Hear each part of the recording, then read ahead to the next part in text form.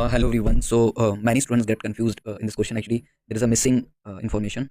The information was that you see in this ये जो circuit है हमारा, यहाँ पे ना 14 वोल्ट मिसिंग था, ठीक है, वो लिखते वक्त दिक्कत हो गई थी। तो यहाँ पे ना ये 14 वोल्ट की बैटरी लगी हुई है, और अगर हम इसको एक जस्ट वायर मान के करेंगे तो इस ब्रांच में फिर मतलब करंट जाएगा ही नहीं, क्योंकि आप ये समझो कि ये करंट अगर इस बैटरी से निकलेगा, ठीक है, या मान लो यहाँ से ये गया, फिर ये जाके ऐसे जाके ऐसे जाके ऐसे जाके ऐसे जाके ऐसे जाके भी आएगा, ऐसे आएगा, तो current never repeat its path, right. Current never repeat its path, ये बात याद रखना आप, current never repeat its path.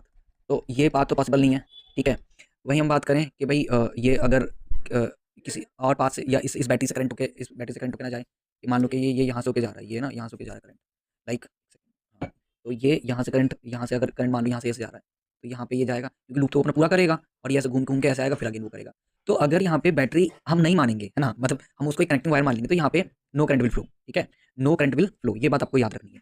अब जैसे कुछ स्टूडेंट्स का आंसर निकाल दिया था, तो ठीक है, उन्होंने शायद उसको करेक्ट कनेक्टिंग वायर मान लिया होगा, जो भी है। तो मैं आपको बता दूं, यहाँ पे सबसे पहली चीज़ आपको याद रखनी है, पहला पॉइंट ये बेटा कि current never repeat its path, ठीक है ना, ये बात आपको याद रखनी है जब भी आप क्वेश्चन करो तो ये।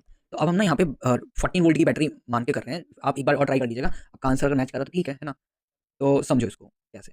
अब अपने पास ये है, ठीक है, तो हमें इन सबकी इक्वेशन बनानी है, ठीक है। यहाँ पे अपने पास दो दो लूप है, ठीक है, तो दो लूप हैं, तो दो लूप की इक्वेशन एक तो इसकी बनेगी, यहाँ पे बनेगी, मान लो यहाँ पे अपना I1 हो गया, ठीक है, यहाँ पे अपना हो गया I2 हो गया। तो बेटा यहाँ पे समझो, बस हम लूप 1 की इक्वेशन अगर मैं लिखूँ यहाँ पे लूप 1 के लिए लिखूँ मैं, ठीक है, तो क्या बनेगा, हमें पता है कि भाई हम पॉजिटिव से एंटर होते हैं, तो पॉजिटिव मतलब पॉजिटिव टर्मिनल से एंटर होंगे, तो और जो वोल्टेज है वो पॉजिटिव लेंगे, ठीक है। तो 30 plus 8I1 plus 5I1 plus 3I1 और प्लस 4I1 इक्वल टू 0, ठीक है, ये बन गया। अब जब ये पूरा 8 5 13 13 3 16 4 20, तो 30 प्लस 20I1 इक्वल टू कितना हो गया 0। सो I1 इक्वल टू 1.5 माइनस में। अब ये माइनस क्या शो कर रहा है, माइनस शो कर रहा है कि हमने जो दिशा ली है वो उल्टी है।